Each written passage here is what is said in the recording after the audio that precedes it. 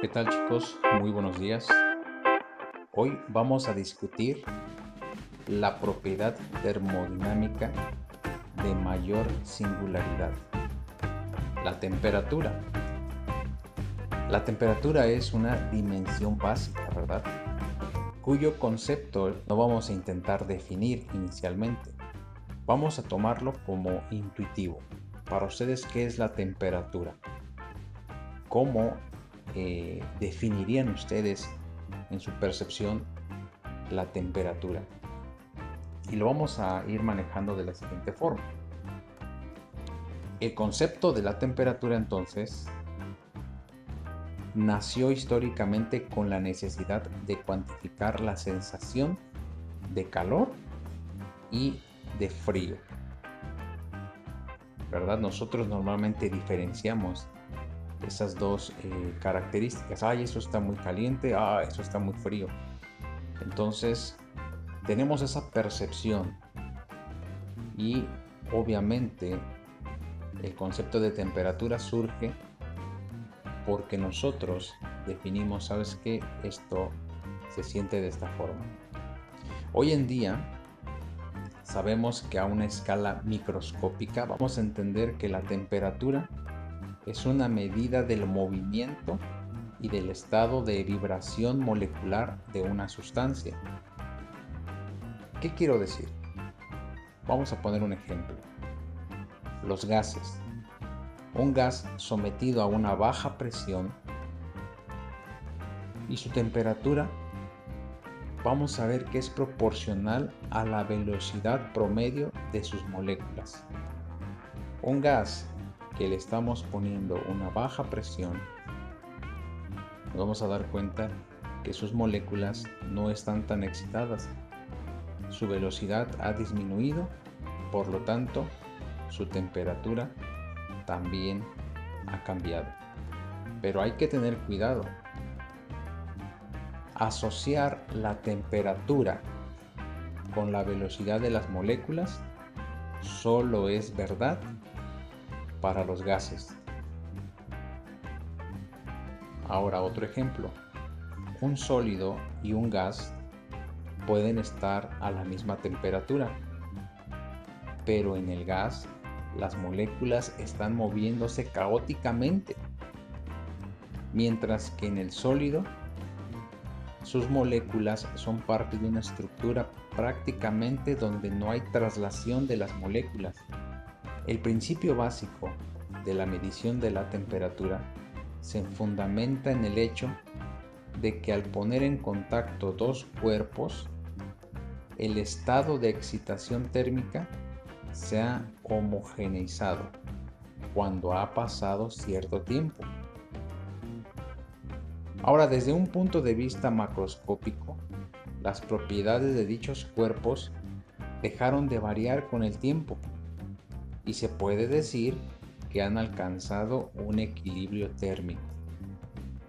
Debe tenerse cuidado de notar que las propiedades termodinámicas de los cuerpos no tienen por qué hacerse iguales. Por ejemplo, dice que cuando dos cuerpos están en equilibrio térmico, sus temperaturas son iguales. Esta definición no necesariamente concuerda con el hecho de que ambos cuerpos se sientan igual de fríos o igual de calientes. La percepción táctil de la temperatura es entonces muy subjetiva y está condicionada a otras propiedades como la velocidad de transferencia del calor. Ejemplo, si nosotros al tocar el metal y la madera de un pupitre, se van a dar cuenta que estos se sienten distintos entre sí, pero ambos están en equilibrio térmico, ya que han estado en contacto entre sí por un tiempo considerable. Pero, ojo, los metales parecieran estar más fríos.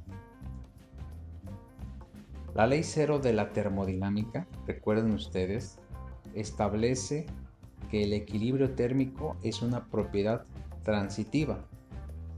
Recuerdan ustedes el enunciado. Cuando A igual a B, B igual a C, entonces C es igual a la letra A. La ley 0 nos va a permitir garantizar la reproducibilidad de las mediciones de temperatura. La ley 0 está unida con el hecho experimental de que ciertas propiedades físicas como el volumen, la conductividad eléctrica, varían con la temperatura y nos van a permitir construir elementos de medición de temperatura llamados termómetros. En la industria encontramos comúnmente los termómetros de bulbo y los termopares o termocuplas. Los termómetros de bulbo se basan en el hecho de que la variación de volumen de los líquidos es en muchos casos proporcional a la temperatura.